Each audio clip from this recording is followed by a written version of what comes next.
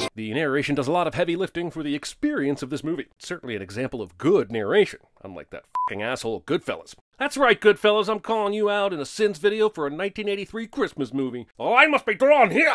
There I am, with that dumb round face and that stupid stocking cap. That's Ralphist. Downtown Holman was prepared for its yearly bacchanalia. The city is named Holman, as in 6 degrees of separation from Whoville? Also, this doesn't look like any bacchanalia I've ever been to. If it did, that would be sinful as hell, but it doesn't. So here's one for dishonoring Bacchus.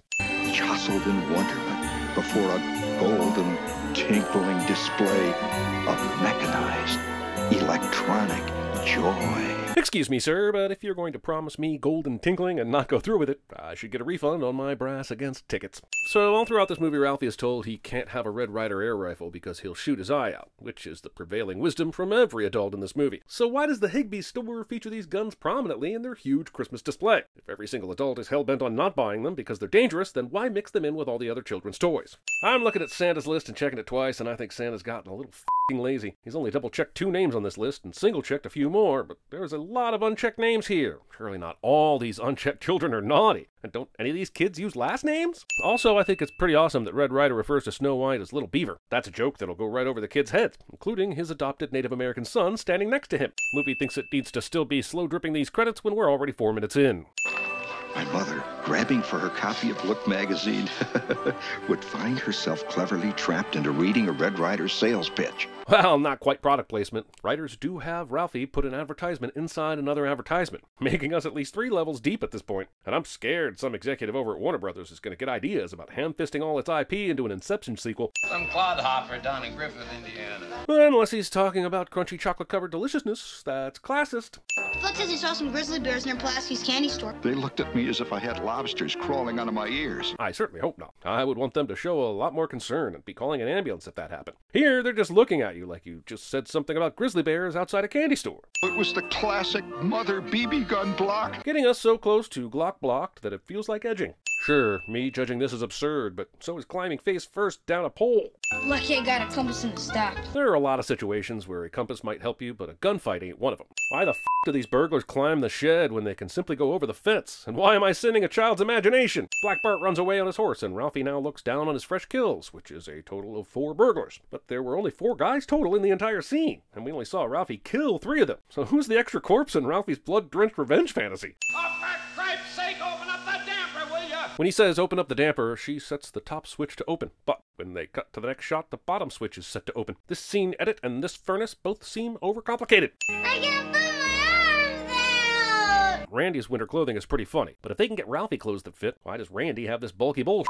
Are these hand-me-downs? The verbose narrator certainly would have mentioned it, right? Is it possible for random math problems on a chalkboard to be too random? I'm gonna be brave and say yes. These first 8 bars are Mary Had a Little Lamb, not Yankee Doodle, and the rest I can't tell because Ralphie's big dumb head is in the way. I don't know if they teach cursive to kids anymore. I'm not allowed in most public schools. But remember how they used to make you write the capital Q and it looked like a giant 2? What was that all about? Collecting joke teeth covered in child spit with your bare hands. As you'll remember, Silas Marner. Teaching George Eliot novels to 4th graders. Tetanus.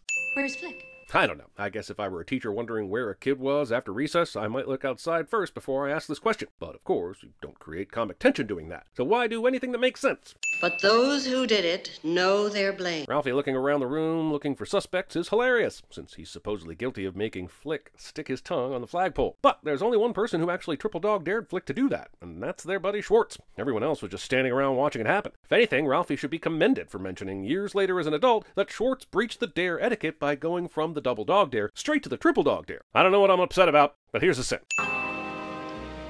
I see. This is the story of Stephen King's upbringing and the basis for all 785 of his novels. Our hillbilly neighbors, the Bumpuses, had at least 785 smelly hound dogs. 785? Why that specific number? Don't you think that's just a little bit exaggerated? Randy eating his food like a pig is f***ing gross. Might be grosser than watching The Human Centipede, but Melinda Dillon absolutely steals this scene and is a joy to watch. Old man Parker only pries open one end of the crate, which could have only had like 3 nails at most. Then the whole side of the crate comes off. The contents are supposed to be fragile, not the crate itself. This outlet overburdened with things plugged into it is hilarious, but what exactly do they have plugged in that would cause this overplugging? When the camera angle changes, we see like one other lamp in the entire living room and no other appliances. So I'm calling bullshit on this comical fire hazard. Oh, will have to read one more F. In his fantasies, Ralph is a dick to other kids' intelligence. Every one of these assholes got an F on their papers, and they're all cheering on Ralphie for his A++++ paper? Even in a fantasy, this is too far. It's like when you fantasize about sleeping with a supermodel and she has 10 orgasms instead of only 8. This is the third time these three have gone down this same dead-end alley where Julius and Vincent Benedict set up their troll toll. And I don't know why the movie wrote self-preservation out of the script. Goth killed poultry and slut up chicken. If you're gonna cut off part of the sign, I'm gonna be creative. Yeah, well, how much? I'll knock off $2 because I can see you're a man who knows his trees. That doesn't answer the question at all. You're knocking off $2 from what amount? 10?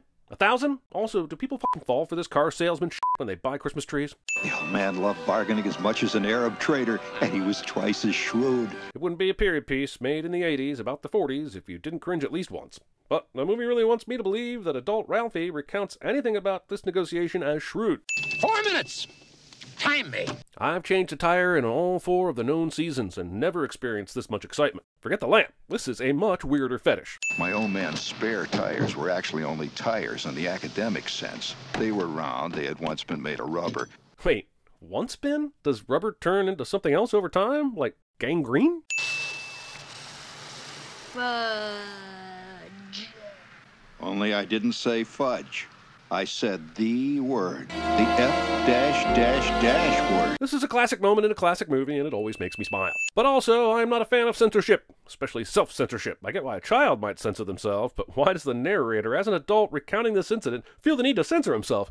Now you may be asking, did I really just add a sin to a Christmas movie because it didn't drop an F-bomb? Yes, I suppose I did. Everything go all right? How the fudge did she not hear Ralphie yell fudge a second ago? Is this car soundproof? Are we supposed to fudging believe Ralphie exclaimed fudge, but with an inside voice? Where did you hear that word? I know, like most parents, Ralphie's mom is looking for someone else to blame for Ralphie's potty mouth, but as Ralph soon explains, his dad has said that word 1,000 times in front of the family. So this is a level of blaming others that's downright criminal. It was? Yes. So poisoning. This narcissistic motherfucker throws his friend under the bus, then has the nerve to have this pity party daydream, because kids. The director said, let's make it where some unknown kid gives his teacher an apple with a bite taken out of it. It'll make you look like even more of an anonymous asshole. Be sure to drink your Ovaltine. It is kind of amazing how much of a ripoff this is. Buy tons of Ovaltine to get a decoder, and the secret message is a f***ing commercial for Ovaltine. But it's also kind of crazy that the Little Orphan Annie program basically ended their audience's interest in the show with this lame-ass shit.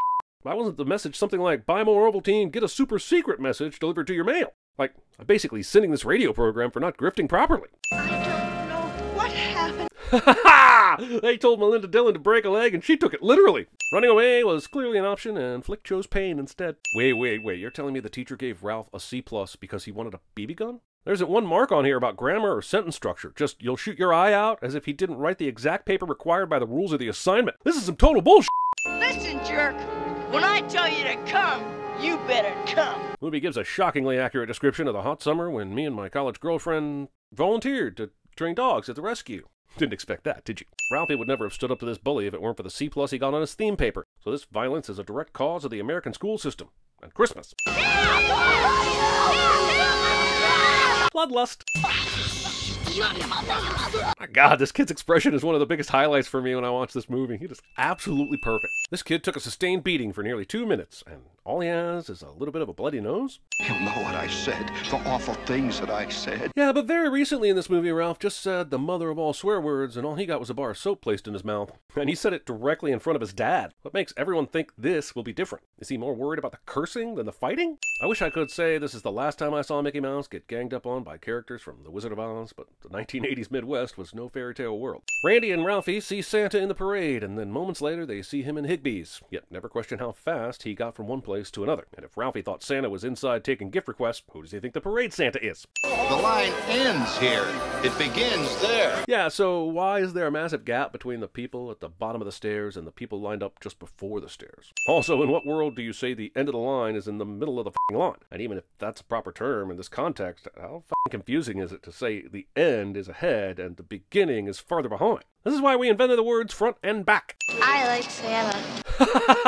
This f***ing kid. God, this movie is great. This might have been the least sins in the post-Batman and Robin era of any video we've ever made. What a beastly little toy. And yet later, all the kids get super scared of f***ing Santa for some reason. Anyway, how do witches factor into Christmas cheer? I like the Tin Man.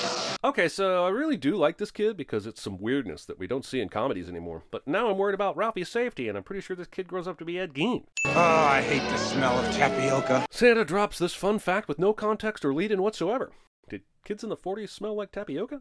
9 o'clock. Great Scott, the store's going to close. This store Santa said he wasn't going to work 1 minute past 9, and here it is, 9 o'clock, and he's seeing another kid. He's about to see at least 2 more after this. And I know everyone likes to talk shit when they're underpaid, undervalued employees, but I truly believed this guy when he said he wasn't going to work past 9, and he let me down. No, I want an official red undercover knife, 200 millimeter rifle. You'll shoot your eye out, kid. Great punchline to a recurring joke throughout the movie. But what the f*** does Santa care if the BB gun would shoot Ralphie's eye out? All he has to do is say very well and push him down the slide. My guess is of all the requests, only about 67% of them get fulfilled anyway, so what's the harm if he doesn't get the gun? Another disappointed child at Christmas who finds out Santa has a lie? Have Ralph and Randy been at the foot of this slide the whole time while the other kids got pushed down it? How can you take that kind of pummeling over and over? Merry Christmas!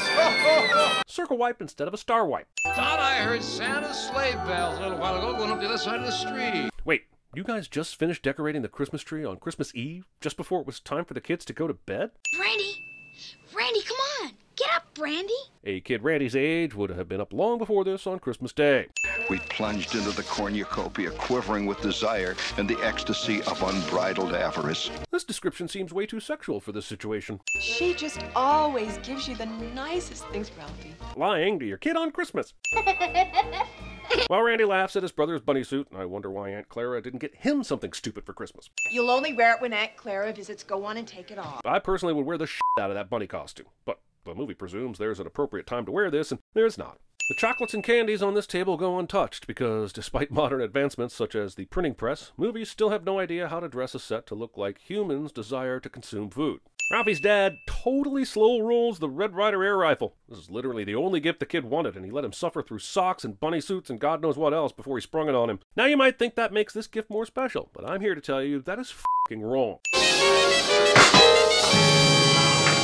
Oh my God, I shot my eye out. No, you thought you shot your eye out, and now you're just bouncing between the third and first person for your own amusement. Having pickles with Christmas dinner. You stay away from that turkey! Wait, so his wife telling him from upstairs not to eat the turkey is what's going to stop him? How did he think he was going to get away with it when she saw a big slice cut out of it? Does Ralphie know that he's in a movie? What's with this fourth wall break 5 minutes before the credits roll? What the f*** is this nonsense? There's a neon sign that clearly says bowling on the storefront, sharing the building with the Chop Suey Palace, but on the door there's a bowling and sun sign. Did the bowling family take a former bowling alley and just let the W go dark to save on signage? That's kind of clever, actually. Still gonna send it, though. This feels wrong, but in terms of restaurants that are open on Christmas, it's kind of true. But then the movie went there, so put it on the board. Pocketing this duck's head for later. Next to me in the blackness lay my oiled blue steel beauty. Weirdly, this is how my fan fiction starring Zoolander starts. The greatest Christmas gift I had ever received or would ever receive. This kid is a piece of shit. He left one of his best friends to die out in the snow, and he scapegoated the other one. After all that, the movie gives him everything his heart desires. Wait, does that credit read Melinda Dillion? How do you f*** up the name of the one person people might know in this movie?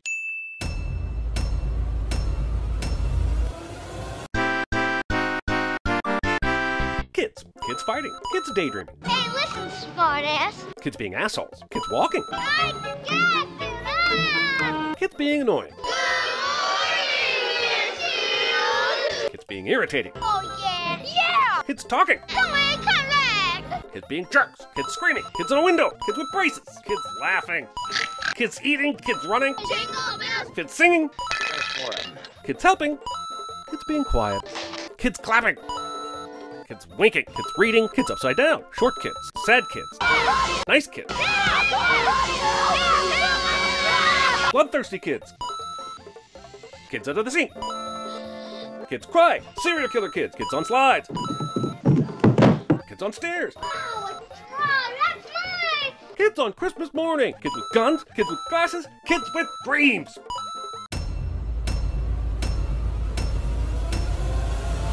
Why are you wearing that stupid bunny suit? Why are you wearing that stupid man suit?